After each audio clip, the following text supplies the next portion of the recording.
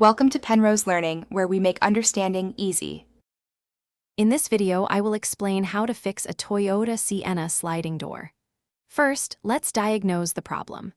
Begin by carefully inspecting the door tracks for any foreign objects, like small rocks or dirt, which can prevent proper function. After clearing any debris, give the tracks a good cleaning. Then, apply a quality silicone lubricant to ensure the door can glide freely. This simple maintenance step can often resolve minor sticking issues and improve overall performance. Next, we'll focus on the mechanical components, the rollers and hinges. These parts are crucial for smooth door travel. Look closely at all three sets of rollers, upper, middle, and lower, for any visible damage or wear. Also, inspect the hinges for any signs of bending or looseness. Worn rollers or damaged hinges can cause the door to bind or make noise. Replacing these components, which can cost around $80 for a center hinge, is often necessary for a lasting fix.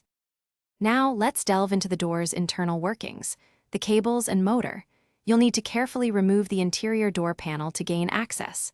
Once inside, check the cables for any signs of fraying or if they've snapped. A broken cable is a common culprit for a non-functional power door. Also, test the motor. If the motor is faulty or the cables are extensively damaged, replacing the cable assembly or the motor itself, which can cost over $1,000 for parts, is the next step. Finally, we'll cover electrical resets and thorough testing. Sometimes, a simple reset can resolve power door glitches. First, locate and turn off the power sliding door main switch, usually on your dashboard. Then, manually open and close the door fully, about 3 to 5 times.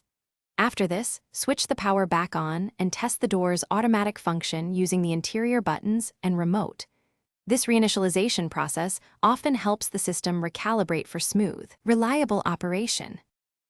Thanks for watching. If this was helpful, leave a like and consider subscribing. See you next time.